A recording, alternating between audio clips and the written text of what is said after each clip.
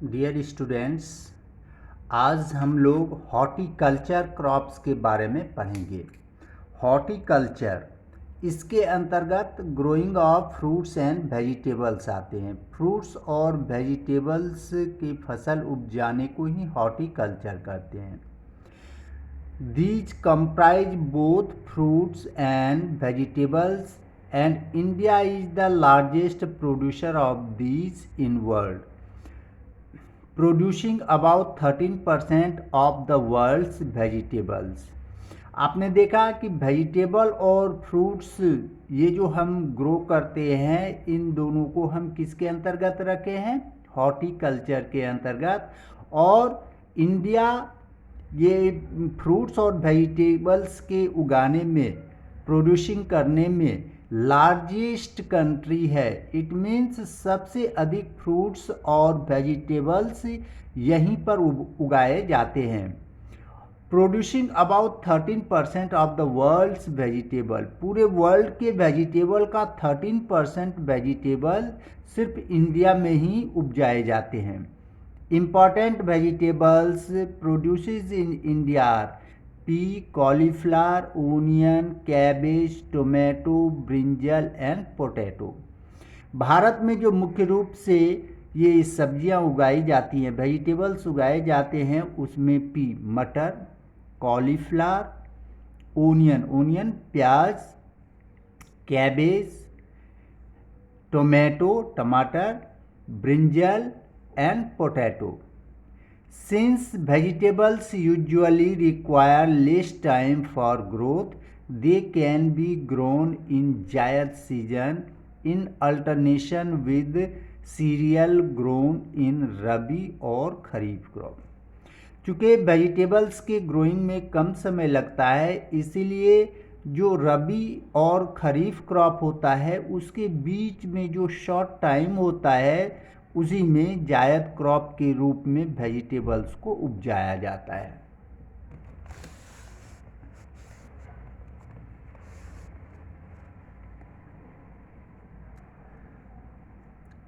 Most of the fruits like banana, orange, apples, etc. are plantation crops.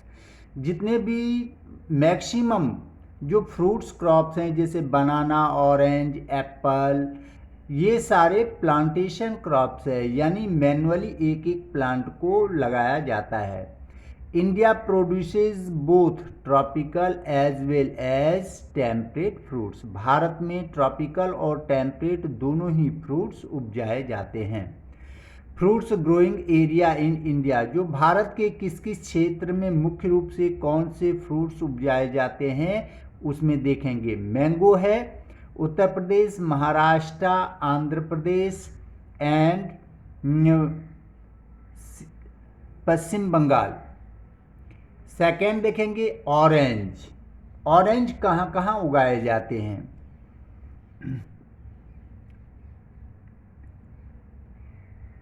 Vidarbha region of Maharashtra and Cherrapunji यानी मेघालय में। Third देखेंगे bananas, Tamil Nadu, Maharashtra, Andhra Pradesh, Karnataka, Kerala and Mizoram, यहाँ पर banana उपजाए जाते हैं। पाइन एप्पल है असम, मेघालय, त्रिपुरा, सिक्किम, मिजोरम, पश्चिम बंगाल, केरला, कर्नाटका एंड गोवा। ग्रेप्स कहाँ उगाए जाते हैं? महाराष्ट्र एंड आंध्र प्रदेश। और लीची में हम देखेंगे कहाँ कहाँ है? Uttarakhand, Uttar Pradesh and Bihar. And apple, pear, apricot and walnut, यह हिमाचल प्रदेश, जम्मू एंड कश्मीर में। इन फूड जो प्रोडक्ट्स हैं, इसके अतिरिक्त हम देखेंगे नॉन फूड क्रॉप्स, ऐसे फूड क्रॉप्स जिसे खाने के रूप में उपयोग नहीं किया जाता है, लेकिन इसका उपयोग इंडस्ट्रीज में होता है। इसमें सबसे पहले हम देखेंगे रबर के रूप में। Rubber is mostly an equatorial crop. Rubber जो है मुख्य रूप से इक्वेटोरियल रीजन में होता है। इक्वेटोरियल रीजन की क्या विशेषता है?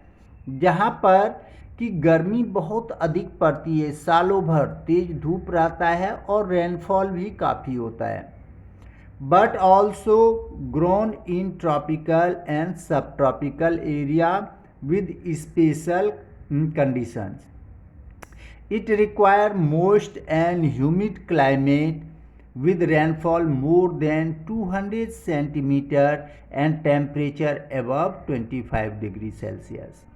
इसके लिए आवश्यक जो है 200 सेंटीमीटर से अधिक वर्षा चाहिए और जो एनुअल टेम्परेचर है वह 25 डिग्री सेल्सियस होनी चाहिए, इससे अधिक कम नहीं होनी चाहिए। It is grown in plantation and is an important industrial raw material. यह प्लांटेशन क्रॉप है और इसका उपयोग जो होता है इंडस्ट्रीज़ में बहुत अधिक होता है। इंडस्ट्रियल रॉ मटेरियल के रूप में इसका उपयोग किया जाता है। It is mainly grown in Kerala, Tamil Nadu, Karnataka, Andhra Pradesh and Nicobar island as well as in Garo hills of Meghalaya.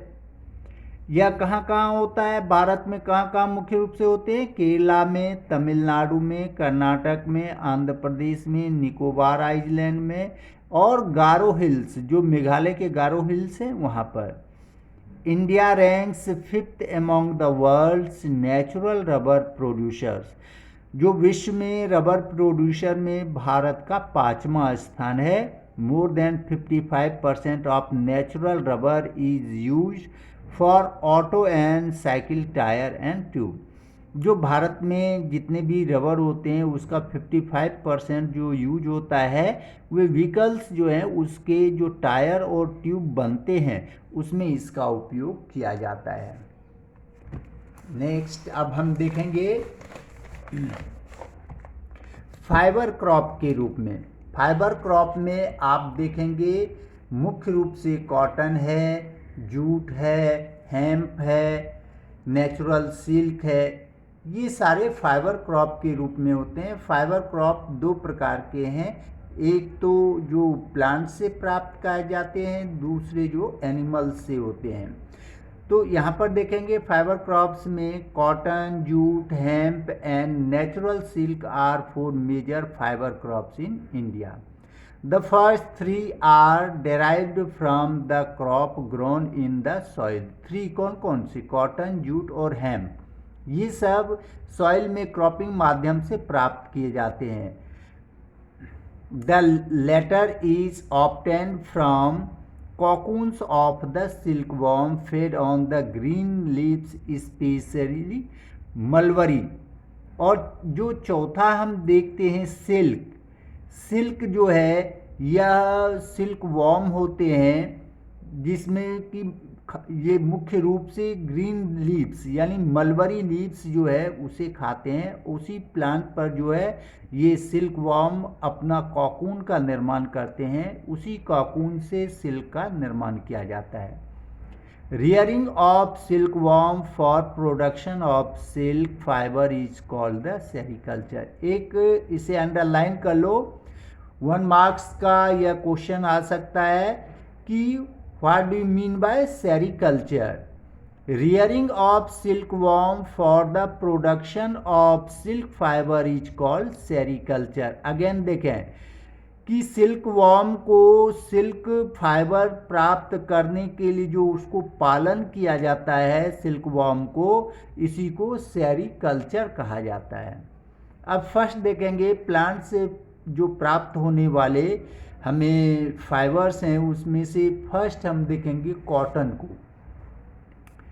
This is an indigenous and fibre crop which is one of the major raw material for cotton textile industries. यह cotton textile industries के लिए raw material के रूप में cotton का सबसे अधिक उपयोग होता है।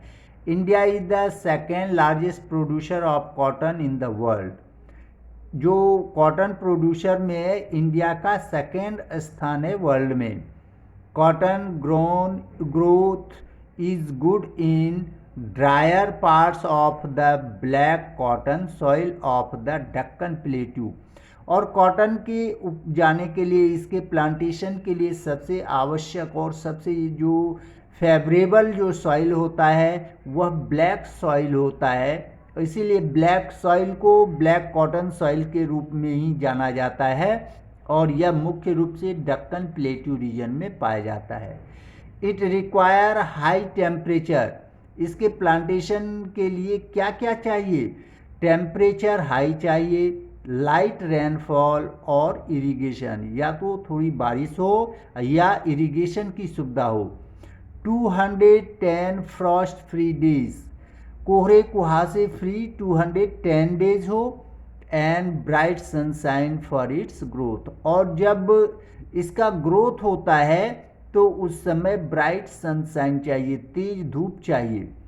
It is kharif crop but require 6 to 8 months to mature, यह एक खरीफ क्रॉप है लेकिन इसके मैच्योर में, इसके पूरे होने में लगभग 6 to 8 months लगते हैं। Major cotton producing states are Maharashtra, Gujarat, Madhya Pradesh, Karnataka, Tamil Nadu, Punjab, Haryana and Uttar Pradesh. इन सारे स्टेट्स में जहाँ पर कि ब्लैक सॉइल पाई जाती है वहीं पर कॉटन की खेती की जाती है, मुख्य रूप से महाराष्ट्र, गुजरात, मध्य प्रदेश, कर्नाटक, तमिलनाडु, पंजाब, हरियाणा एंड उत्तर प्रदेश। सेकेंड जो इम्पॉर्टेंट हमारा ये फाइबर क्रॉप है वह जूट है। It is known as golden fibre, jute को गोल्डन फाइबर के नाम से भी जाना जाता है। Its growth is good on well drain fertile soil, इसका उपज जो है मुख्य रूप से जो वेल ड्रेन फर्टाइल सॉइल है, फर्टाइल सॉइल हो और वहाँ पर पानी की समुचित जो है सुविधा हो, वहीं पर जो है जूट की खेती अच्छी होती है।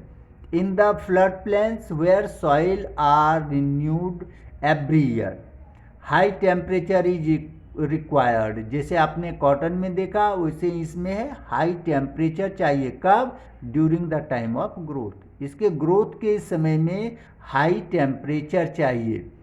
पश्चिम Bangal, Assam, Bihar, Orissa and Meghalaya are the major jute producing state. कौन कौन से मुख्य स्टेट हैं जहाँ पर जूट की खेती होती है? पश्चिम बंगाल है, असम, बिहार, उड़ीसा और मेघालय, यहाँ पर जूट की खेती अधिक होती है। This fibre is very strong, अब इस फाइबर की विशेषता क्या है? यह काफ़ी स्ट्रॉन्ग होता है, but due to its roughness it is use to make gunny bags, mats, ropes, yarn, carpets and other artifacts. Due to its high cost, it is now losing the market to synthetic fiber and packing materials, particularly the nylon.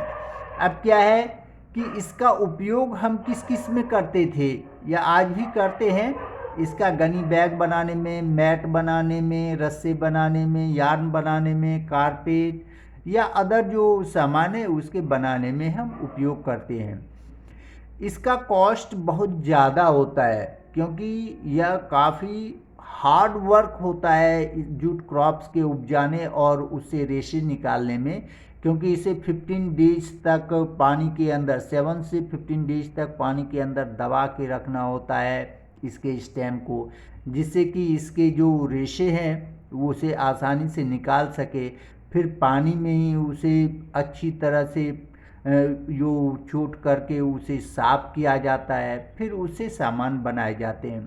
तो इसी सब कारण से चूँकि इसमें labour cost बहुत अधिक होता है, इसीलिए इसका कॉस्ट बहुत ज़्यादा होता है। इसी कारण से इसकी डिमांड जो है कम हो रही है और इसके स्थान पर जो आर्टिफिशियल सिंथेटिक फाइबर्स हैं जैसे नायलॉन है, पॉलीथीन है, प्लास्टिक है, इस सब का उपयोग अधिक हो रहा है क्योंकि यह काफ़ी चीप होता है और लॉन्ग लास्टिंग होता है। लेकिन यह इन्वायरमेंट के लिए, जो आर्टिफिशियल फाइबर्स हैं, ये इन्वायरमेंट के लिए, सॉइल के लिए बहुत ही हार्मफुल है। लेकिन हम अपने बेनिफिट के लिए इन्वायरमेंट को नहीं देखते, सॉइल को नहीं देखते, बल्कि तत्क्षण हम अपने प्रॉफिट को देख रहे हैं, इसीलिए बहुत सारी समस्याएं हो रही हैं। आप अपने पड़ोस में भी देखोगे कि जो नाले हैं वे जाम हो जाते हैं। क्यों? जो उसमें गंदे पदार्थ डाल के पॉलीथीन में डालकर फेंक देते हैं, ये नाले को चौक कर देते हैं, पानी का सप्लाई रुक जाता है। अगर कोई हम प्लास्टिक बैग को मिट्टी के अंदर दे दें तो 20-20 साल बाद भी निकालोगे वो गलता नहीं है, इसीलिए वह इन्वायरमेंट फ्रेंडली नहीं है। अगर उसे जलाया जाए तो बहुत ही पॉइजनस गैस निकलता है जो हेल्थ के लिए काफ़ी हार्मफुल होता है। इसीलिए हम लोगों को चाहिए कि मैक्सिमम जो नेचुरल गुड्स है उसका उपयोग करें, आर्टिफिशियल गुड्स को कम से कम करें, क्योंकि यह जूट जो है यह इको फ्रेंडली हो। इसे अगर मिट्टी के अंदर डाल दो, साल भर के अंदर यह मिट्टी में चेंज हो जाएगा, यह गल जाता है। लास्ट हम देखेंगे सिल्क, जो कि एनिमल से यानी सिल्क वर्म से प्राप्त किए जाते हैं। This is not made from a crop but is obtain from cocoon of silk worm. यह कोई क्रॉप नहीं है बल्कि सिल्क वर्म के कॉकून से इसे प्राप्त किया जाता है, फेड ऑन मलबरी लीव्स।